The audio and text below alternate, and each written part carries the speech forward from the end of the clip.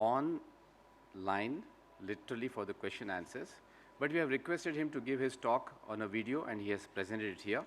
Dr. Mohit Chouhan happens to be our own person from Uttar Pradesh and he has gone to the US, settled there. He's a psychiatrist and he has been working with the Mayo Clinic. He has special interest in people who have problems in their end stage of life, particularly the cancer patients. He wants to share his thoughts about rebirth, reincarnation, and end of life despair. There's a lot of work he has done on the terminal patients. We present his talk to you. Dr. Mohit Chouhan. So life is mostly about body, a body that can be divided into two parts. One is the brain, which is the seat of memories, emotions, sensations, and behaviors or actions. And then the rest of the body is largely there to collect information for the brain and to help the brain survive. And in turn, the brain uses hormones and electrical signals to regulate the body. So it's a symbiotic relationship between the brain and the body, with each helping the other survive, but primarily the brain takes precedence. The brain is where consciousness is from a biological perspective. Brain is where memories exist. Brain is where thoughts exist. And the rest of the body is primarily there to help survive, and to help collect information, to help the brain survive, and to be a means towards the action for the brain. Given this biological framework of life, it is understandable that the biological framework of death would mean either that the body cannot function anymore, that it is so damaged or has stopped functioning, cannot be brought back, or the brain has stopped functioning and cannot be brought back. So from a biological perspective, death is an event. It happens at a specific time. An organism cannot be alive and dead at the same time, and death, by its very definition, is irreversible. So the obvious limitation of this biological model is that it is, one, limited to observable and largely measurable phenomena. And it is seen as a start and stop. Life begins at a certain time when an organism, a human being, becomes capable of independent living, or life begins based on your religious beliefs the moment the first cell is formed with the sperm and the egg joining together. And then life ends when either the brain or the body stops functioning completely. As one can imagine, that this leads to obvious anxiety.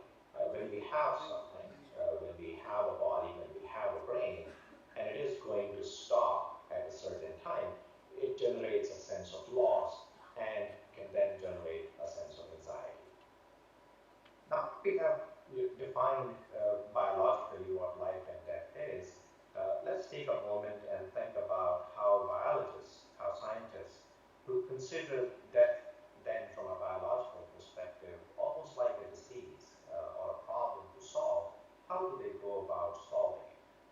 So science tries to solve the problem of death by either finding ways of reversing or stopping the process of aging. There's the search